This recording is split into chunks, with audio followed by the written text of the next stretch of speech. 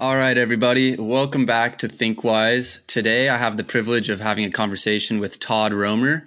Todd is the founder of Young Money University, where they deliver relevant financial success content, tools, and resources to help younger generations gain financial capability and confidence. And I actually heard Todd speak here on campus at GCU to all the student athletes a few weeks ago. And when I heard him, I was like, got to have him on the podcast. Personal finance is just something that a lot of people that I've talked to have showed a lot of interest in and something that I'm really curious about. And Todd just has a lot of very good practical advice that's easy to apply right away to your life. So we're super excited to have another financial guru on the show. So Todd, welcome to ThinkWise. Thank you, Christian. That was a nice intro. It was a lot of fun at GCU in Phoenix a couple of weeks ago, for sure. Yeah, it was a blast. So right off the bat, we like to define success. And particularly with you talking about finance, I know that you say that we're either going to be a financial survivor or a financial success. So I would be curious, what is your personal definition of financial success?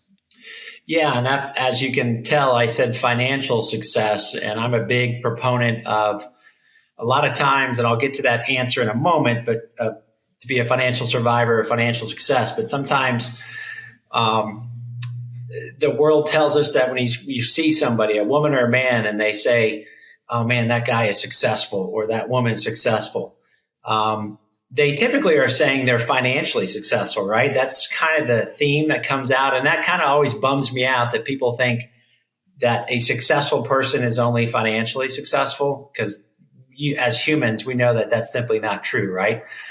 There can be a lot of really bad people that are financially successful and, quote, they're really not successful people, so to speak, right? So I've always had a little issue with that word success, but financial success and what it means versus you're going to be one of two people, a financial survivor or a financial success. A financial survivor have no judgment on anybody who is a current financial survivor. That simply means they are just getting by. We've heard of paycheck to paycheck, right? I've been there, done that. So I have no judgment on anybody. But that's just the reality of us as human beings. We are going to maybe stay in a lane of just getting by and just surviving. And it's registered now, almost close to 70% of people in America are living paycheck to paycheck. And I would kind of add that there's probably another 10%, if not 15, that are doing okay. And that's okay to just do okay too. So again, there's nothing wrong with living like that. There's a lot of amazing people, right, who are, quote, poor, financially poor, that are living amazing human lives, though, right? So we can go on and on about that. But I'm just talking about what I do for a living, teaching how to become financially successful. And to be financially successful means you found a system, you found a way to not get into paycheck to paycheck. You found a way to automate your financial life. You found a way to stop the limiting beliefs that you have as a human being that get in the way of you becoming financially successful. And especially if you're young and you're listening to this podcast, 18 to 35, I will just throw out that range. You can learn how to be financially successful automatically, and away you go. So we just aren't teaching money right in America at all. Yeah, I know. I love that answer. I think it's encouraging to hear that you can strive for financial success, but also, like, if you're not there yet, it doesn't mean you aren't successful in your life at the moment. So I'm curious, how would you encourage someone who currently is living paycheck to paycheck, but has bigger dreams, and maybe they're just not in a season of life yet where they're able to make the money that they want to? Like, personally, and a lot of people listening, I think people that are in college, and personally being a student athlete, where right now I don't really even have the time in the day to work as much as I'd like, but I know that that's going to change soon, but I still stress about money a lot. Like, how would you encourage someone who's just in a season of life where they're living paycheck to paycheck, but they know that they want to get out of that soon? Yeah, and great question. And because I am speaking to that college student, young 20-something, you're in an amazing spot. You all have limited income right now, whether you're a student athlete or a college student. You're all in the same general boat. I don't name names, and really I don't. Sometimes I'll name schools, but I definitely won't name names. But I have about a very tiny fraction of student athletes or young college students come up to me after my presentation and say, hey, I've got 30 grand or I've got 50 grand. I've had about, 25 of those who've had more than 50 grand sitting in their savings account or checking account. And so that's not the norm, right? And they tell me, what do I do? How do I invest this? How do I make it grow? And so what I teach within what's called the money system is there's a couple of things. One is you have to realize there's an extraneous force, if you will, called the world, that's telling you young people, male and female, that you've got to be successful tomorrow. And that's a bunch of crap, okay? That's a bunch of junk. It's garbage. That is nuts. And we can go into social media, which I'm not going to blame it all on social media at all. It's just having that realization, because I've talked to so many of you, including my children, that there's this pressure that the world tells you with all kinds of sources that you better be successful yesterday. And that's just a bunch of crap. So and I say that directly because I want people to hear that strongly. The second piece of those who are in quote a season, you're at this age, you're probably not going through many seasons, because that's really for most who are in their 40s, 50s, or a season of life when maybe your kids leave the house and go to college. That's a whole different season, right? So I'm not making fun of you saying that season, but yeah, everyone has a little tiny season of, even in college, maybe a few months, like, God, do I have what it takes? I'm worrying about money. What am I going to do for my summer when I get back home? So there's reality in that. I'm not discounting that. But what I am saying is this: for anybody of any age around the country, all 50 states listening to this, you are in an amazing position at a young age to stop, take a breather, exhale whatever worries, anxiousness you may have about your current or near future life, and step back and start realizing, I'm okay. I have what it takes. And I'm going to talk to you about those some answers to some questions you have coming up here. That you're okay. You are already enough. You're smart enough and capable enough. And all you need is a drive. You need a why. Because you will move forward when you take action on a why. And we're just not taught to get a why, or we're not taught to dream differently. We all dream, but I'm in the money system, which I'm going to answer some of your questions. It's okay to feel, where am I? Where am I? Am I keeping up with someone else? Whatever. It's okay. It's natural. But because you're so young, all of you are in an amazing spot to get ahead and soar financially when I teach you the money system in a moment here. Yeah, that's really encouraging. I think that's the biggest issue for a lot of people my age, is just the internal and external pressure of feeling like we kind of have to have it figured out now. But we are young. There's a lot of time. Doesn't mean we shouldn't be taking action now, but doesn't mean we need to give ourselves extra pressure. So real quick, before we dive into the 5 steps of the money system, I did want to touch on, you mentioned this a little bit about colleges and high schools and the way that they teach finance, or they don't teach it at all. And so I guess if you could just expand a little bit more on that, what do you feel like colleges should be teaching more of, should be teaching less of, and why do you think that's such a big issue? Yeah, traditional financial education, and it's not an indictment on any school, any organization, any government entity or a nonprofit. It's just that I want to get out of the way. I'm not that kind of person. Oh man, they should be, let's just let things go and say and agree. And every adult that I talk to in America, every college student, I say, hey, what do you think about our financial education system? Everyone says it's not good. And it's just not. Let's just recognize it and say, you know what? We're not doing it right. And so we move collectively, not pointing fingers. And I'm not the the complete answer. I don't have this the corner on the market, if you will, but I do feel strongly, based on testimonials of people, that we have to start teaching money differently, and it begins up here.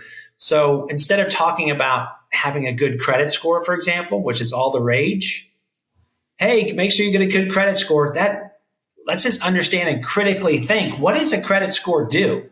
It basically means it can get you a good interest rate, or a better or lower interest rate on debt products, right? So car, home, personal loan, that's what you need a good credit score. Sometimes you're looking at it for getting into an apartment. Yeah, here and there. But if you've got some cash, it's not that big of a deal to get into an apartment. They'll look at it a little bit, but that's not so much. So a credit score is all about being able to get the lower interest rate on debt. Debt is not bad, but why are we so focused on just getting by philosophies, right? Make sure you have a good credit score. Make sure you have a low interest rate on your APR for your car loan, all this stuff.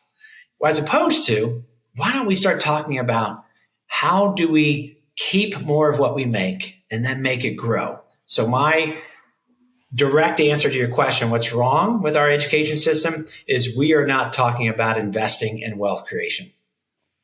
It should be the hammer on the table all across the land. How do we start investing as a young person? Because we all saw it, and you saw it in the presentation, the time value of money is the way.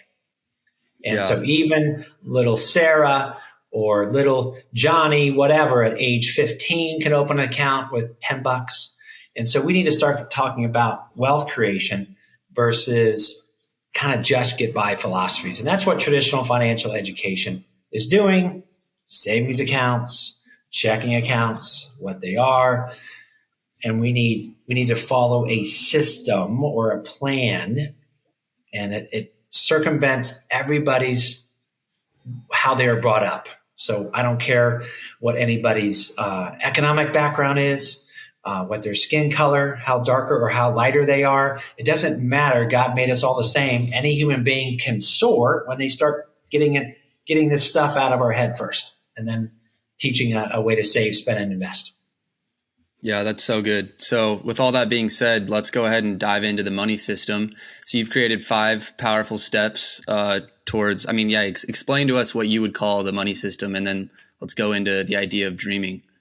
Yeah. So the money system, we created that. Actually, my wife created that name, which was fun because we were calling it Do Money Differently for a long time. And so we just kind of put that as the subtitle, the money system, 5 powerful steps to do money differently. And we have to do it differently, right? Because what we've been doing for decades is not working.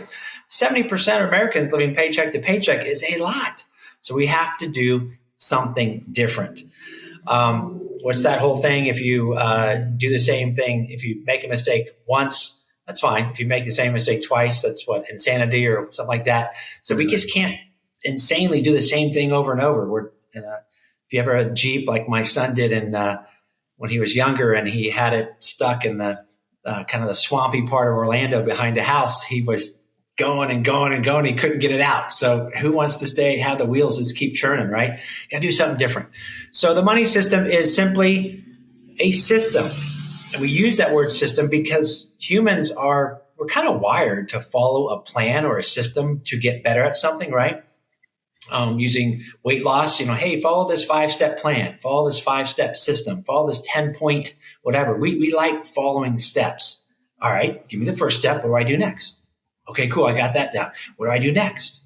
We're just wired that way. And so we call it the money system to do money differently.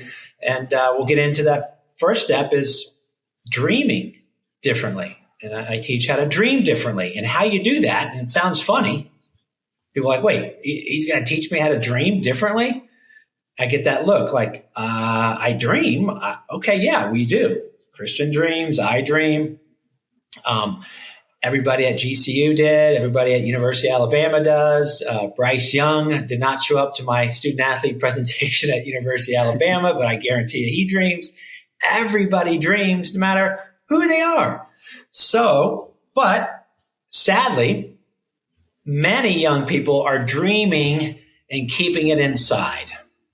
They're not letting it out. They're holding it down. So how you dream differently is you need to get the dreams out. And that means to create a why. Why do you want to be financially successful? And that's a big deal. That why is huge. And so we all hear about, yeah, I just want to be a millionaire. I just want to be wealthy. I want to be rich, which I always say in the presentation, that is the weakest why on the planet. To say you want to be a millionaire. Okay, but next, everybody wants that. So, but what is that money? Remember, money is just a pile of cash, even though it's digital. Right now, our money system is so digital, right? That whatever you look in your bank account, it's just zeros and ones. Okay, well, you have a dollar amount, a number. Who cares? What do you want that dollar amount to do down the road? So why? Why do you want to be successful with money? Why do you want to be wealthy? You got to get a why. And so it's giving permission. The money system gives permission for any young person to dream. And I'm curious. A why can be, like for you, Christian, what let me throw it back at you. What's a why for you? Why do you ultimately want to be financially successful? We'll have fun with this right now. I have big dreams for what I want to do with my future family. And I think making sure my future kids are taken care of and that I can help them pursue their dreams. That's what I start thinking about when I think long term. Yeah, that's awesome. And we get a very similar why from many people your age around the country. We have whys of I don't want to follow the same financial stress as my parents. I don't want to be stressed every year, decade. I want to travel. I want to go back to places so that I don't have to say, oh man, when are we going to go back there? I don't know, maybe 5-10 years from now when things get better. Or I want to start a business. I want to start a nonprofit. I want to help people. I don't want to be that person. A young woman volleyball player at University of Utah said, I don't want to be that person that is so financially strapped in my 30s, 40s, or 50s when someone I love, or even a stranger who is in real need, real financial need, that I can't help them because I'm so financially strapped. Do you know the whole class, the whole room went up like, that sounds awesome. I don't want to be that person either. The whole room did.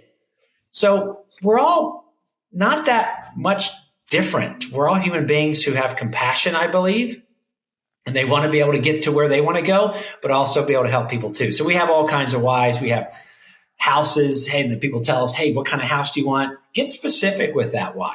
So that's a big, big deal. What would you say was your why when you first kind of realized this system?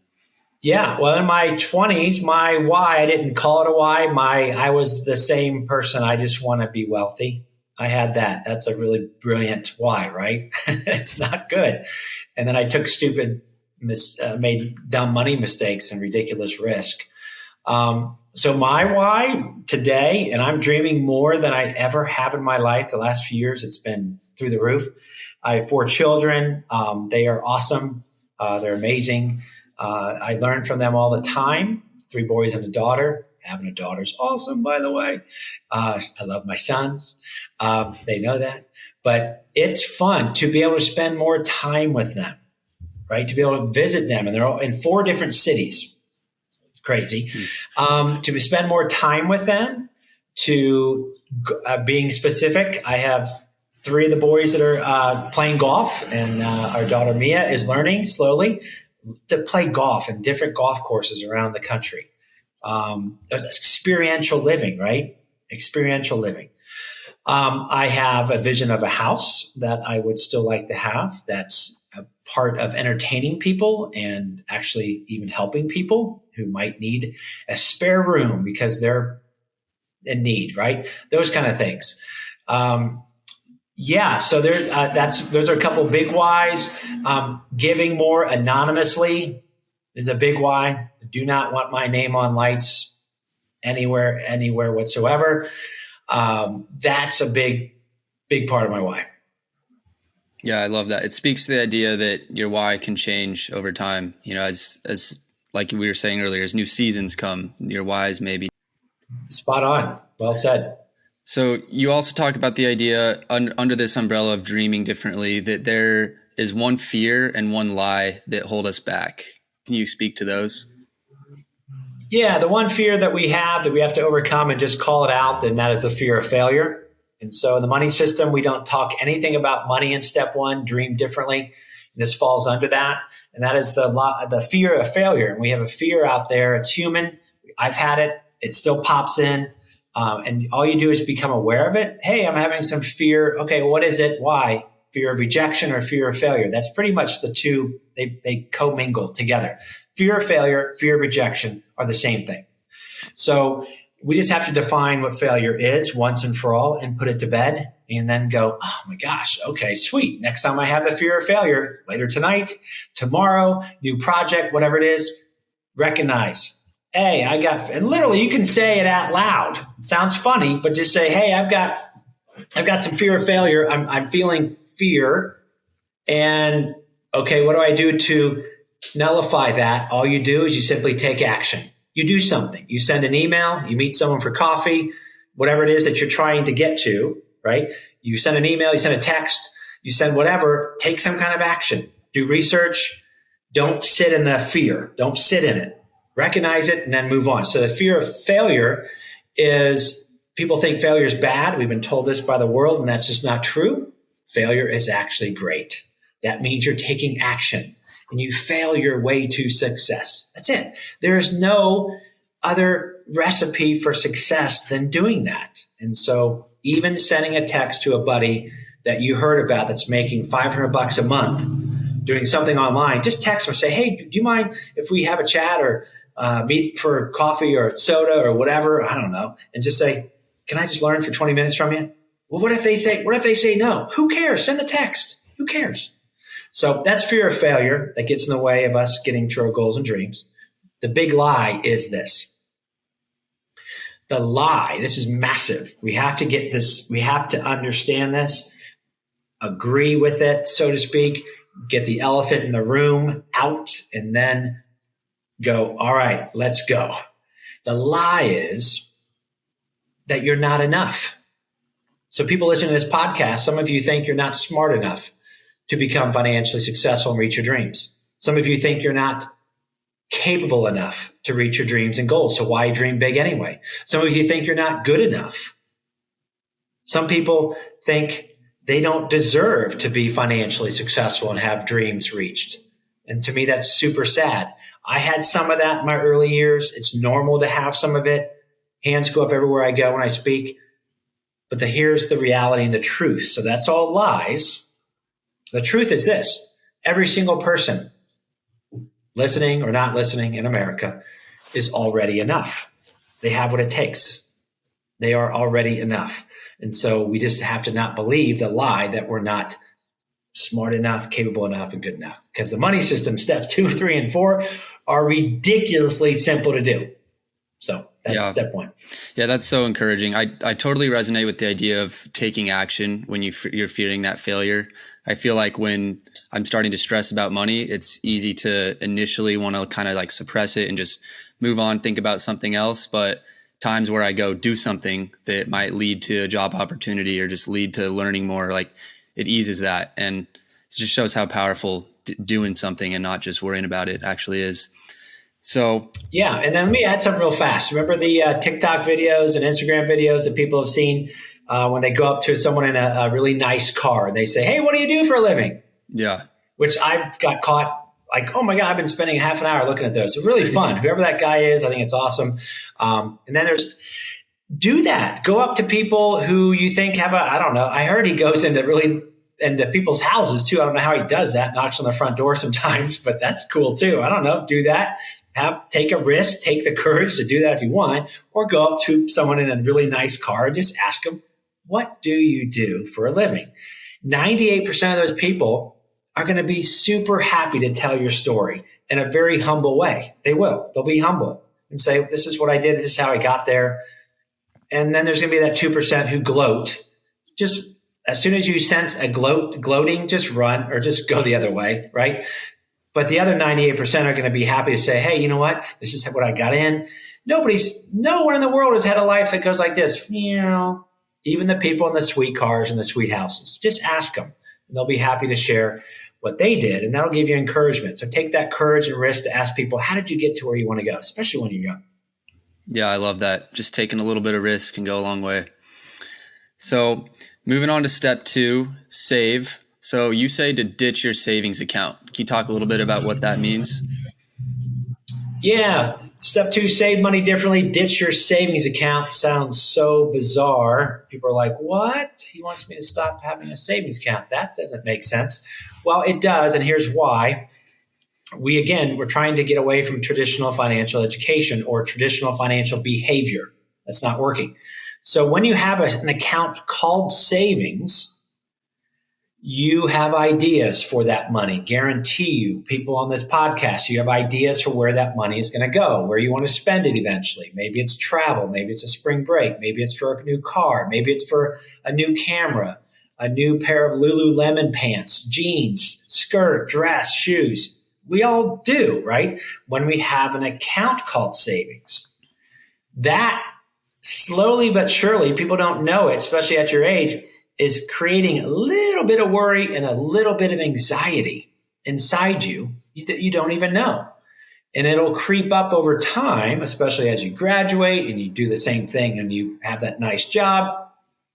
Why not achieve what most people want, which is to have more control over their money and have less financial stress, especially in the near term? So we teach to now create what's called digital envelopes of cash or named savings accounts. Just name your cash. So create a savings account called travel, if that's your thing. Create a savings account called clothes and shoes, if that's your thing that you value.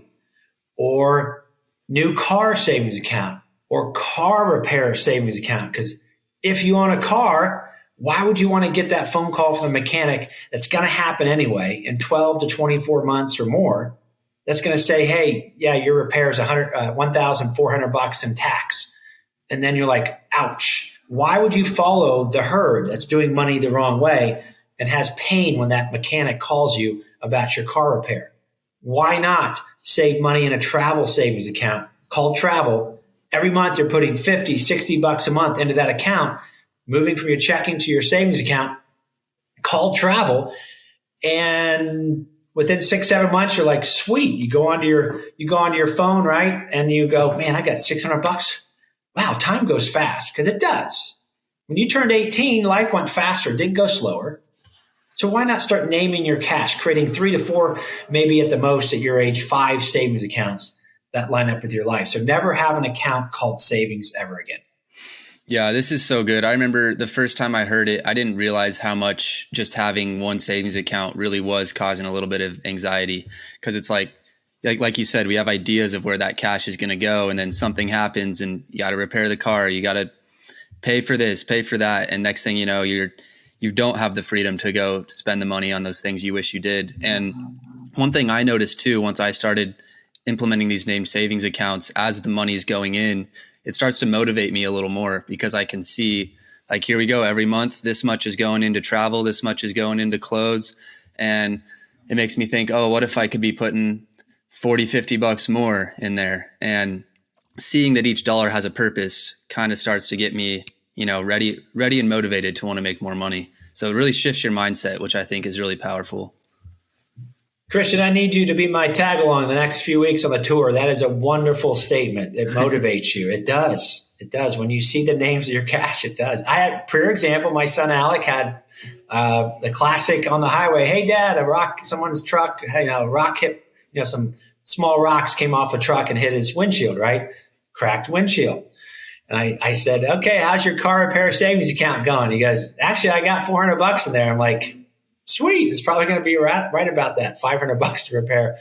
So he didn't go, crap, there goes my spring break, right? He's a senior in college at Ohio State. He could have gone, crap, there's my, right? It's just it sucks. Life is going to happen to Christian. It's going to happen to me still, my son, my daughter. Life's going to happen. So it does. It motivates you to go, maybe I can work a little more and get some more money in there. Yeah, totally. So moving on to step 3, spend money differently. Yeah, super fast step. It's basically taking the word budget, and most people don't like the word budget. So, okay, if you don't like the word budget, which 80% of Americans don't like, just use semantics, rename it, call it your spending plan. So for you, it would be Christian spending plan coming up in the month of December. You're going to tell your money where it's going to go, how you're going to spend it before the month starts. And it's then creating a zero-based spending plan. And what we mean by that is, let's say, Christian, you're making $2,000 a month with whatever your sources of income are. And before December 1st starts, you just simply, or any month, you just tell it where it's going to be spent, where it's going to go each month. Let's say you're, I think you did tell me you got some buddies, you're sharing an apartment or something off campus. Whatever your rent is X. You pay a little bit of utilities divided by your roommates is X, right? You've got a cell phone bill of X. These are your fixed expenses. You can't get around them, so just call it for what it is. And so maybe you have a car payment, you have a car insurance, and you're down to now maybe $1,000. I don't, close. Well, you're like, okay, Netflix, I'm not leaving that. $12. I got Hulu, whatever it is that you have. Maybe you have ESPN Plus, Disney Plus package. Subscriptions, membership. Maybe you have a gym membership, $30 a month. Now you're down to $800. You're like, okay, I got to eat. Groceries, I'm going to put out $400 in groceries. Fast food, I like my Chipotle and Chick-fil-A. That's your age group, right? I like my Asian food, whatever. Boom, $100 a month. And then let's say you got $200 left that you have to name. Get it down to zero. You remember that $2,000? You got to take it down to zero. And you're like, wait a minute. I have a car. I do not want to have that painful call from the mechanic. So I'm putting $50 a month automatically into my car repair savings account. I'm going to tell my bank or credit union on the 15th of the month, it's going out. I want to travel. That sounds cool. $50 a month in my travel savings account. You're going to name it. You're going to get it all the way down. Maybe clothes and shoes for you. Maybe it's whatever. Another name savings account. Just get it down to zero. And that's called a zero-based monthly spending plan. And you'll have more control, less stress. And in 60 to 90 days, you, Christian, will know how you financially roll. You do. You will. You might make a little bit of adjustment in January. I got to need some more money in groceries or whatever it is. You're going to know. You might be motivated to work an extra 15 hours a month somewhere because you're going to want to open up the next step. You're going to want to open up an investment account where you're putting money in there and you're like, man, whatever it takes, I'm getting that going. So that's it. That's spend money differently. It's not a quota. It's a budget, but we call it a spending plan, a zero-based spending plan. Yeah, so let's go ahead and jump into investing because that's when the magic starts to happen. So talk about your strategy with investing and the difference between investing in solid stocks versus other strategies and why that's powerful. Yeah, just a big fan. Like I said earlier, it's what we're not teaching, and it should be investing 101. And that's okay. We're going to just keep doing it ourselves. And it's about creating an investment account and overcoming the fear of investing. With young people, there's a natural fear. Totally get it. There's an overwhelm. Totally get it. And all that means is that I'm going to help you get over that fear by learning what the stock market has done and what the history of it is. That it's been around. The stock market, the U.S. stock market's been around for over 130 years. That's a lot of time, right? 130 years. And so during that time, the market's returned an average of 10.2% per year. And so that's pretty darn good compared to 2% or 1%, almost 0.5% in your savings account. So you're not going to create wealth in your savings account. You're going to create money and start creating wealth. And it's basically a mutual fund or an ETF, exchange traded fund. So 10.2% per year is huge when you think of the time value of money. And that's with all the world wars, the pandemics, the Great Depression in the 20s, geopolitical events, people in the White House, left or right, Republican, Democrat, doesn't matter, policies, it doesn't matter. The market still returned 10.2%. And we say, hey, don't own individual stocks because that's kind of scary. That means you got to choose your own stocks. That's a pain in the rear end. It's a pain in the butt, right? Why not invest like your parents and other smart people every 2 weeks out of your paycheck? Or just start, even if you don't have a quota paycheck with savings, create an account maybe with Acorns, only $10, $5 a month. Just start. and you're going to own 100 plus different stocks of companies like this: Nike, Procter and Gamble, Halliburton, Caterpillar, Google, Microsoft, Apple, etc. Right? And so you're going to own these stocks of companies that you likely do business with every single day. So that's what we talk about in the money system and investing. It's not scary. It takes 10 minutes or less to open up your investment account with Betterment or Acorns. We have a cool partnership with Acorns that I can send you and put up if you want, where you get a $25 bonus, which is pretty sweet because if you do it on the app now, you only get $5. I think I sent that to you guys at the presentation. And why not? Why not start automatically and then bump it up? Because the time value of money is stupid good.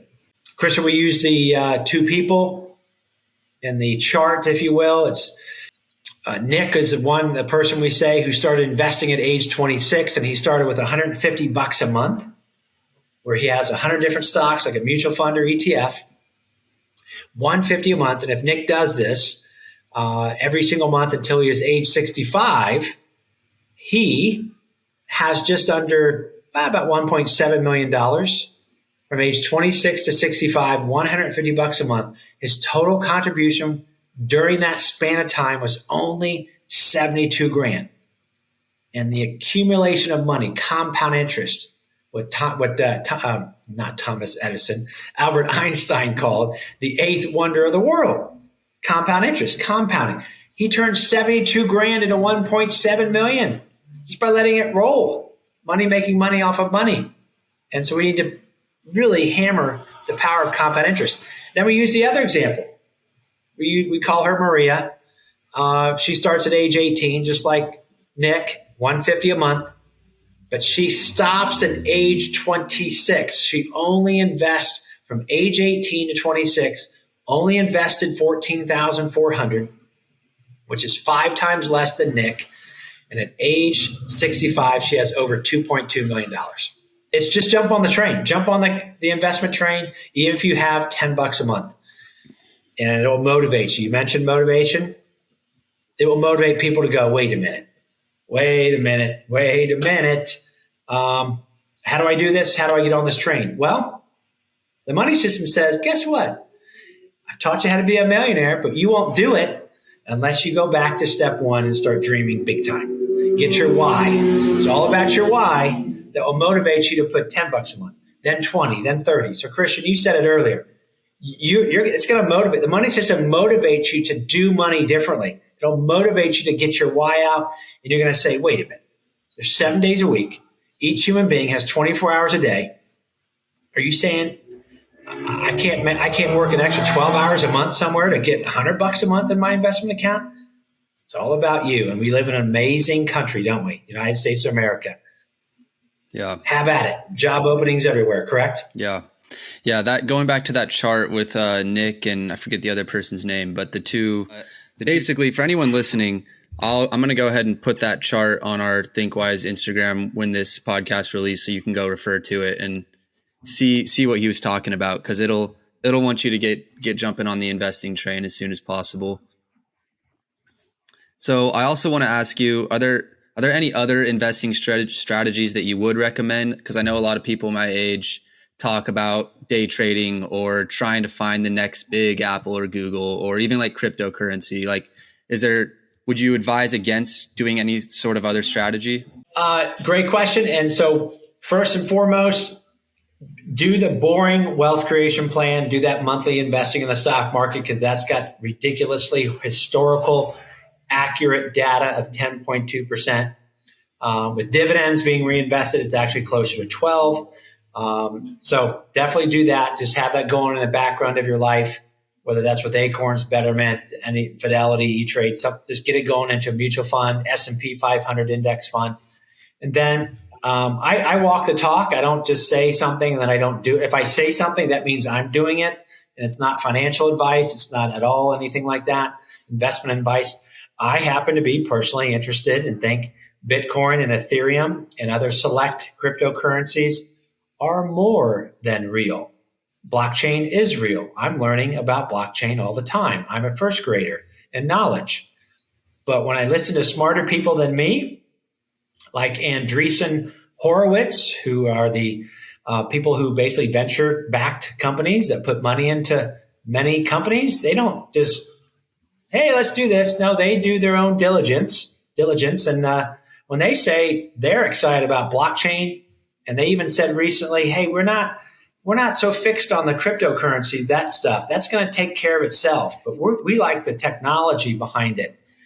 And then when you look at Ethereum and Bitcoin and other particular cryptos, yeah, maybe you dabble in a 5 to 10% of your overall investment portfolio in that. But do your own diligence, do your own research. But yeah, I sure wish I would have been the person who put 100 or $500 into Microsoft in 1986 after it went public. Because I'm like, wait, what's this thing called a computer? What's software? That's weird, right? Well, to me, it's kind of like blockchain. What's blockchain? That's weird. Oh, really? Well, everyone knows what software is now, don't we?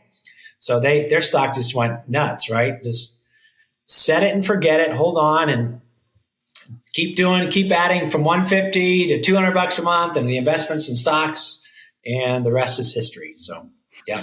Yeah, I love that, because I think a lot of people my age get a little overexcited about trying to find the next big thing instead of covering the basics first. But it's a good reminder to, cover the basics, do what you should be doing, and then doesn't mean you can't follow other strategies on top of that. So yeah, I want to go into now step 5, giving. So talk about giving and why that's so fulfilling. Yeah, it's my favorite step when it's all said and done, because when you've been around the block as long as I have, and ask any human being over time, and it's just the thing where you go, God, I wish I had this earlier. And it's okay. Everyone goes through their own journey, trying to, you tell my kids, the more that you can serve and be a part of someone's life, whether it's a mentor or just helping people with money or time, you just have the most joy from that. You just do. You humanly do. So I've had some nice cars. I've had a nice house. There's nothing wrong with that. Get that out there, out of the gate. Nothing wrong with that. I still have that as part of my why, right? Travel's amazing. Love that. Golf events with kids and friends and all that's great. But the most fun it's not even a question. It's not even a comparison. It's such night and day, is when you're able to help someone in need. So the money system is able to help you accumulate wealth. And if you stay on it, you're going to get there. Historical is going to tell you. So instead of waiting to when I have money, I used to think that in my 20s, when I have a lot of money, I'll help. When I get to my goals, I'll help, right? That is probably the most sad process of thinking one can have. Like, when I get to be really wealthy, then I'll help people. You're going to miss out on joy and true meaning of life. And why not participate in that joy at a younger age, even if it's stinking $5 to somebody you find out on the street? Whatever it is, you're going to find, if you're willing to say, you know what, today's a new day. Hey, I'm going to be helpful somehow, some way. Just have that mind shift, heart shift, if you will, of, hey, it's not all about Todd. It's not all about Christian today, right? So I don't tell you I do this perfectly, because I would be lying to you. I still am working through the journey. But it's not 99% of the time. It's 100% of the time. When I'm aware of my surroundings, or when I'm able to give to somebody, I just have a better day and a better week and a better month. I just do. So the money system is helping you to get to be a point to also bring joy and more purpose in your life than just Todd getting his stuff or Christian getting his stuff. You're going to have a more holistically fun life when you're thinking about putting others in your why too. Yeah, I agree. And one question I wanted to ask is, if, say I have a friend in need who needs money and I can't give them a ton, but maybe I could loan them money. Would you advise against loaning money, or if you're going to give, should you just give? Yeah, loaning money to a friend is tough. Friends and family. I've actually been through that. That's a tough deal. And most friends have a heart, and family have a heart to help, and they want to. So I wouldn't say don't do that.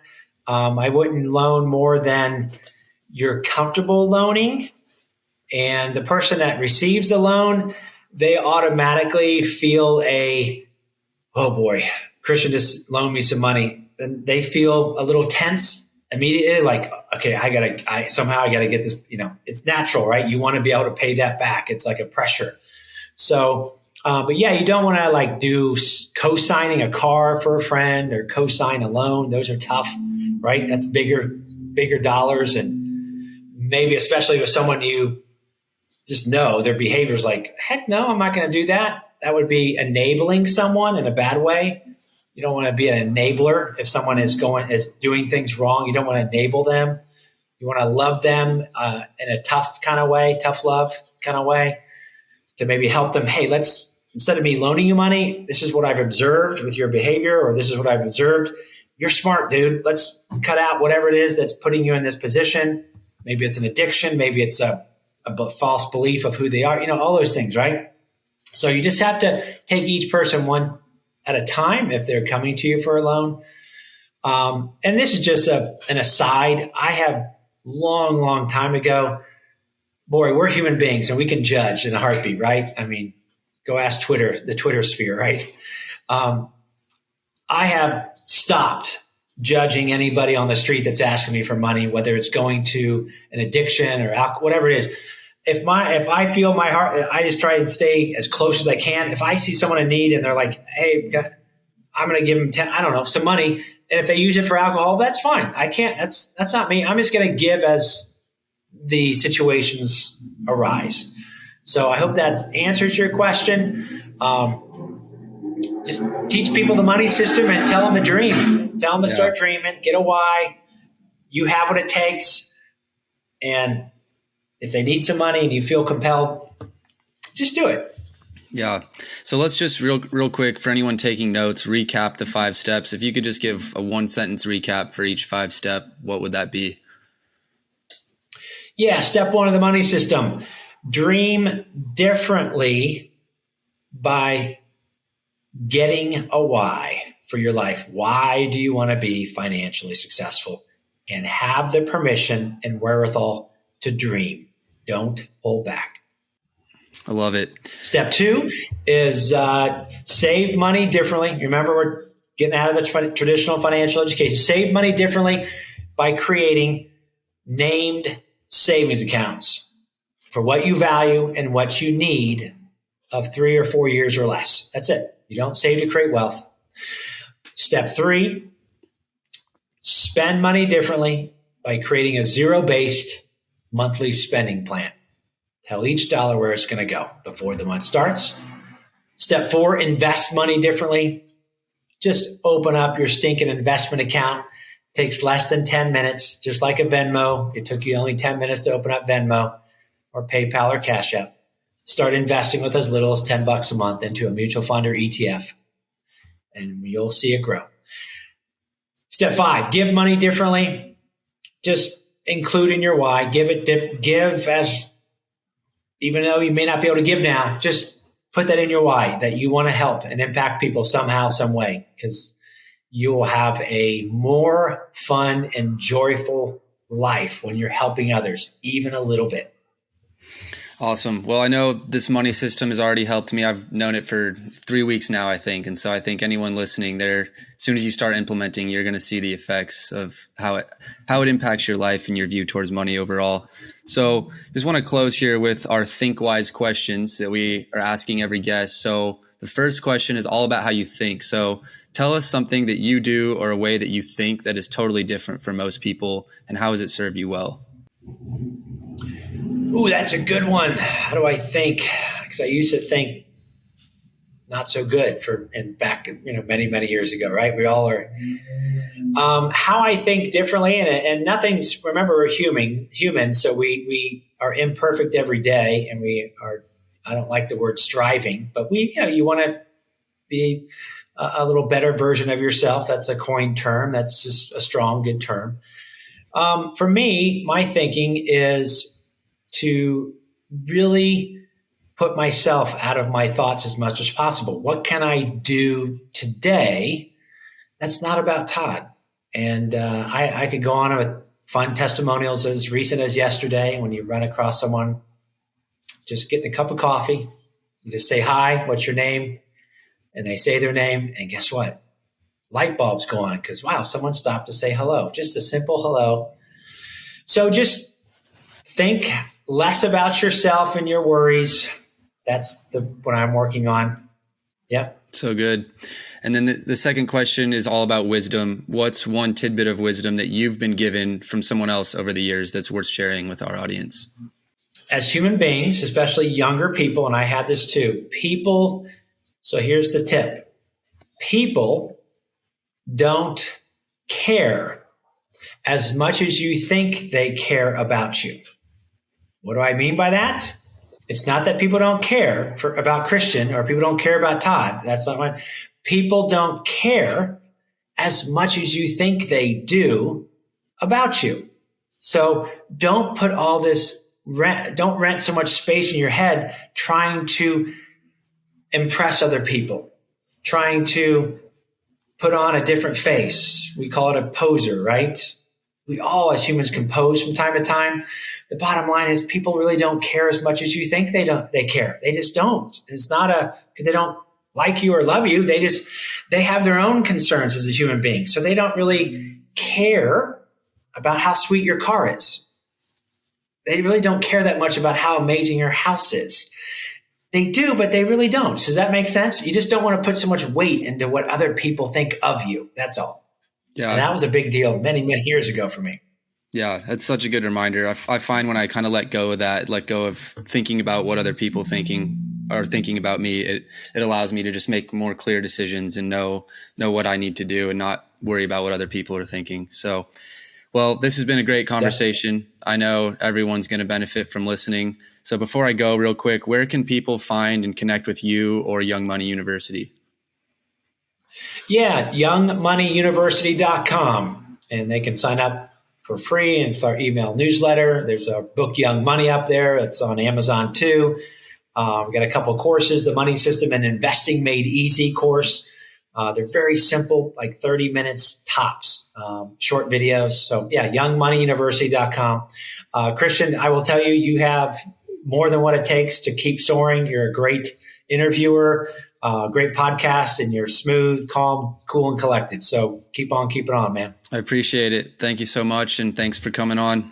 Thank you. Appreciate it. See you guys. Thanks so much for having me.